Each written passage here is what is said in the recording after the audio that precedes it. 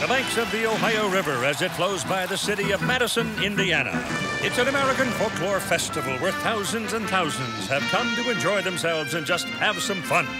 Hello, I'm Keith Jackson, and you're about to see today on ABC's Wide World of Sports what we call the Thunderboats, the unlimited hydroplanes, the powerhouses of boat racing. Run for the Gold Cup.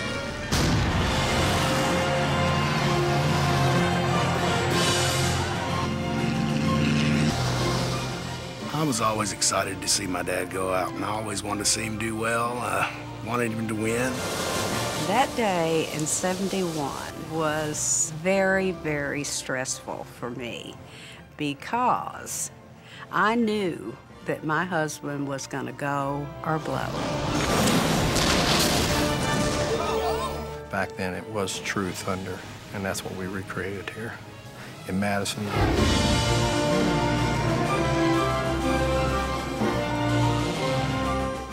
I was very familiar with the story of the Miss Madison and their exploits in the 1971 hydroplane racing season, but when I met Jim McCormick in the late 80s, I guess, I was really taken by both his story and the story of Madison, this dying river town that, you know, owned and operated its own hydroplane racing boat, and how they, you know, were sort of the bad news bears of the hydroplane racing world.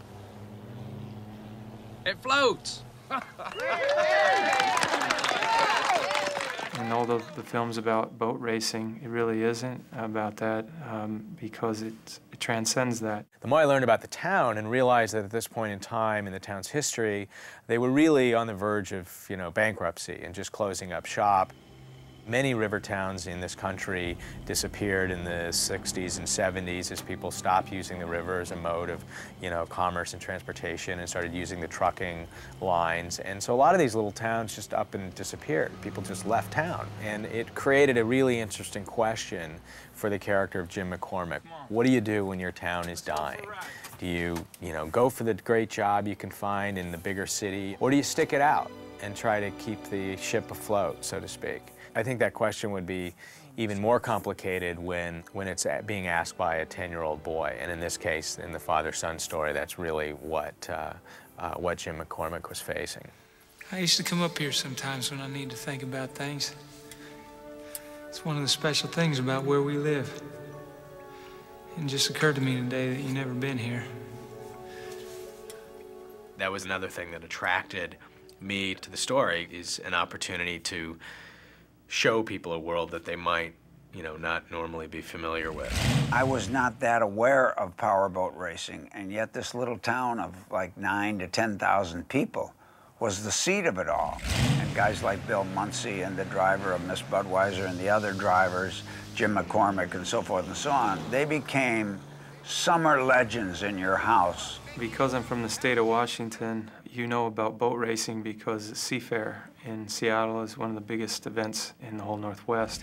It was actually, I think, a little more popular during the time of the film in the 60s and 70s. It's an incredibly dangerous sport.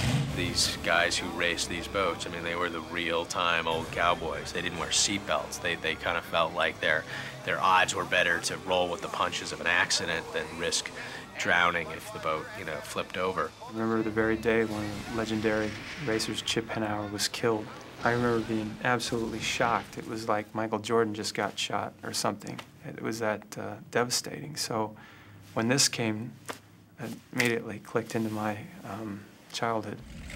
One of the first times I ever heard about the story, I had an opportunity to see the old ABC Wide World of Sports footage. And it was really moving. I mean, you see some 16mm, you know, footage from some sports show from some Saturday afternoon, you know, 25 years ago, and you think, you know, well, whatever. But you watch that and you see that for one day in this town's life, for one day in this man's life, and in this man's son's life, this guy was a sports hero. I remember he came in and he leaned over the cockpit like this, and he had a big grin on his face, and everybody's jumping up and down, and he got out of the cockpit, and Tony Steinhardt jumped out on the deck. When I first saw Jim get out of the boat, tears were just streaming down his face, and all the crew were getting on board, and they were equally excited. The most exciting part of that was the ride up from almost a mile on a police car sitting on the hood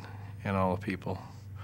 And then when we got to the judge's stand, to have Godwin Bardo, a legend in our sport and a legend musician, to present you the Gold Cup. There's a piece of the footage, and the only footage that I was able to see of who I think that Jim McCormick might be. You see the boy looking at his dad, and what father is not be proud to be looked at as a hero, as this boy looked at his dad. So I told Bill, the director, Bill Binley, I said, that's where we need to go with this. This is where it needs to end up. Mr. McCormick, we have your autograph.